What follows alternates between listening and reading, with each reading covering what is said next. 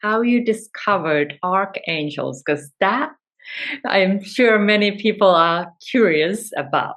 Surely. Well, Katja, I was one of those strange children who heard voices and singing and knew things that I couldn't know at such a young age. And I grew up in rural Indiana, which is a very conservative state, and so I quickly learned to not share things with people that were of that nature because it really was hard for them to integrate and reconcile. And so my spiritual path was more internal until I left home. And then I was on several different paths. I was, I'm half Indian and half English. So I was a Buddhist and sort of a Hindu and practicing different forms of meditation and eventually landed on a path that's an amalgamation of Eastern and Western. It's esoteric Christianity and Eastern mysticism, which is sort of perfect for my culture. And it was at that point that I really started fully embracing my archangelic heritage and learned that the beautiful language I had been hearing was the language of the angels. Mm-hmm. And that I started then working with people very early on with bringing, of course, angels are messengers of light. And so I started doing spiritual intuitive counseling many really decades ago.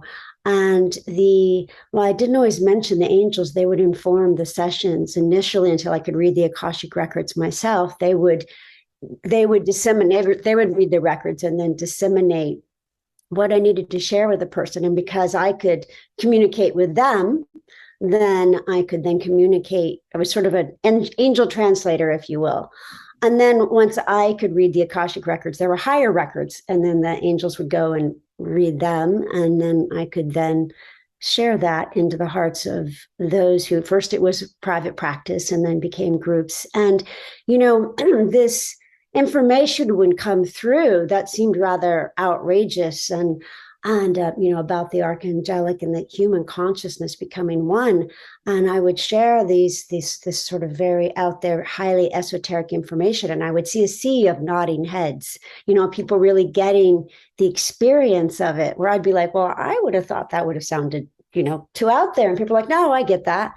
And after many years of that and many seas of nodding heads, I started to get a lot more confidence. And now it's just very natural to be with people and to, as we all are, be a conduit of spirit and share from that place of divine unknowing, that place of attunement.